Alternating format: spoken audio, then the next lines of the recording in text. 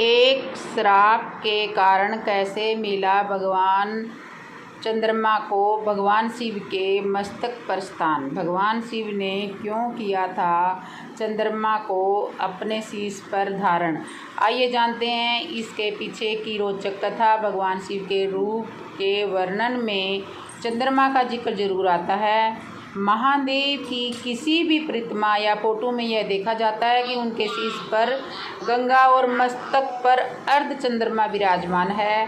हमारे ज्योतिष एक्सपर्ट ने हमें चंद्रमा की उत्पत्ति की कथा और क्यों भगवान शिव के चंद्रमा को अपने शीश पर धारण किया इसके बारे में विस्तार में बताया है, जो आपके साथ में साझा करने जा रहे हैं। विष्णु पुराण की कथा। विष्णु पुराण के अनुसार समुद्र मंथन के दौरान भगवान शिव ने हलाहल विष का पान किया था। इस विष को अपने कंठ में धारण करने के कारण भगवान शिव नीलकंठ कहलाए।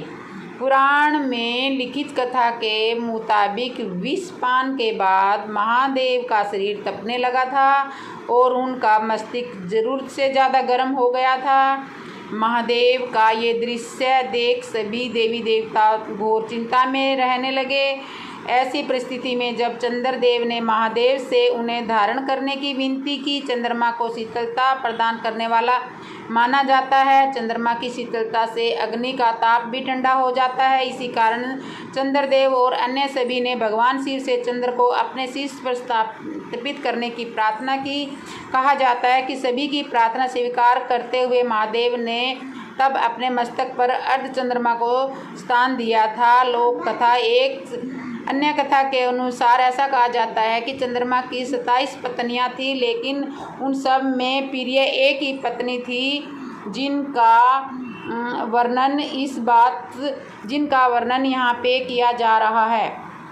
इस बात से एक पत्नी रोहिणी थी। इस बात से अन्य सभी पत्नियां अक्सर दुखी रहा करती थी। एक बार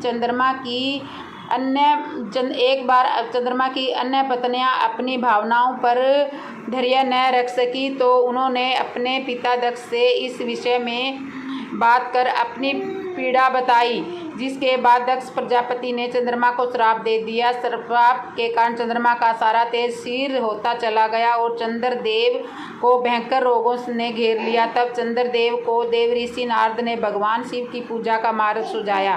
चंद्रदेव ने भगवान शिव की न सिर्फ पूजा की बल्कि उनके घोर ताप में भी लीन हो गए।